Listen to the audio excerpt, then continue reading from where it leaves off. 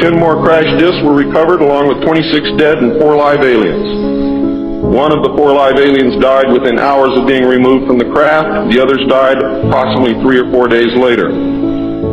Of the 10, 4 were found in Arizona, 2 in Texas, 1 in New Mexico, 1 in Louisiana, 1 in Montana, and 1 in South Africa. There were hundreds of sightings. Why were so many craft crashing? Because the government was scared. And when they found out that the radar was downing the craft, they started aiming the radar at the craft with lock-on radar and pumped the juice through. And they brought as many down as they could.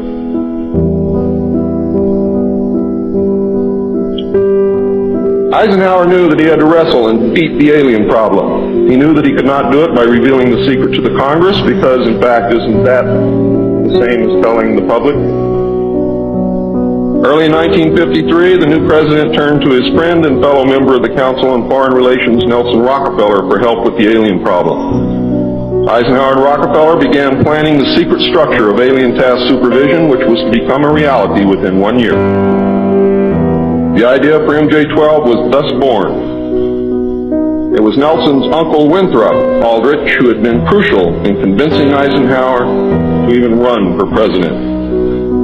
The whole Rockefeller family, and with them the Rockefeller Empire, had solidly backed Eisenhower. Asking Rockefeller for help with the alien problem was to be the biggest mistake Eisenhower ever made for the future of the United States, and most probably all of humanity, as you will soon see. What he literally did with this act, ladies and gentlemen, is abdicate the presidency to a secret group. Within 1 week of Eisenhower's election, he had appointed Nelson Rockefeller chairman of a presidential advisory committee on government organization. Rockefeller was responsible for planning the reorganization of the government. New Deal programs went into one single cabinet position called the Department of Health, Education, and Welfare. When the Congress approved the new cabinet position in April of 1953, Nelson was named to the post of Undersecretary to Ovida Culp Hobby. In 1953, also, astronomers discovered large objects in space which were moving toward the Earth, and it was first believed that they were asteroids. However, if you know much about astronomy, you know that you can predict or project backward orbital paths of bodies in space and determine where they come from, what they're doing, where they're going, and what their orbital path really is. Well, this failed to pan out, and the evidence proved that the objects could only be spaceships intelligently guided. Project Sigma intercepted alien communications, and when the objects reached the Earth, they took up a very high orbit around the equator.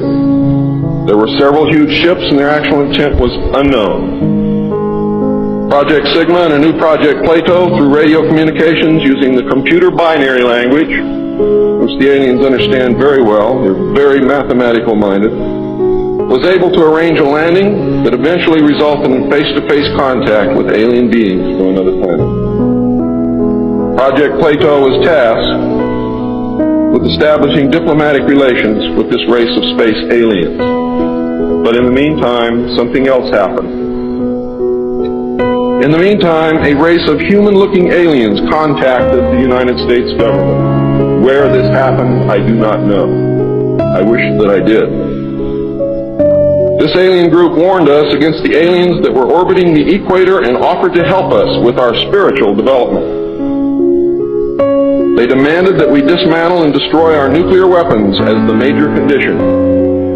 They refused to exchange technology, citing that we were spiritually unable to handle the technology which we then possessed, and has not that been true throughout our history? They believed that we would use any new technology to destroy each other, as we always have.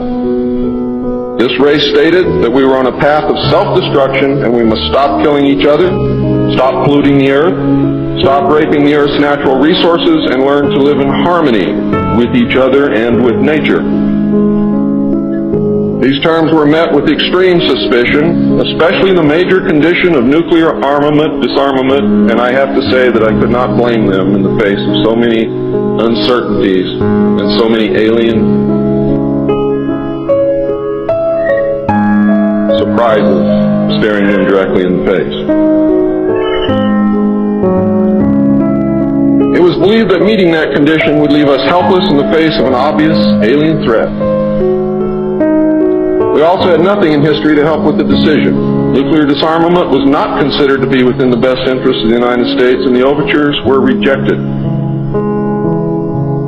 Later in 1954, the race of large-nosed gray aliens which had been orbiting the Earth landed at Holloman Air Force Base. It happened in 1954, ladies and gentlemen. If you take everything that Bob Ebenegger has ever said and subtract 10 years from it, you will be right on the money. A basic agreement was reached. An alien named Krill was left as a pledge that they would return and formalize the agreement. In fact, he was a hostage. This race identified themselves as originating from a planet around a red star in the constellation of Orion, which we call Betelgeuse. I believe that that's a lie. They lie a lot, and they deceive a lot, and it is evident through every action that they've ever done with us. The truth is, ladies and gentlemen, these creatures might be from Mars, really. They claim that they are from a planet which revolves around the red star, which we call Betelgeuse. They stated that their planet was dying and that at some unknown future time they would no longer be able to survive there. This led to a second landing at Edwards Air Force Base. The historical event had been planned in advance and details of the treaty had already been agreed upon. Eisenhower arranged to be in Palm Springs on vacation. On the appointed day, the President was spirited away to the base, and the excuse was given to the press that he was visiting the dentist for a toothache. President Eisenhower met with the aliens, and a formal treaty between the alien nation and the United States of America was signed. We then received our first alien ambassador from outer space. His name and title, and I know it sounds ridiculous, but it's absolutely true. His name and title was His Omnipotent Highness Krill, pronounced Krill, spelled K-R-L-L-L or C-R-L-L-L. In the American tradition of disdain for royal titles, he was secretly called Original Hostage Krill, or O-H Krill, so that Americans would not have to say, Your Omnipotent Highness.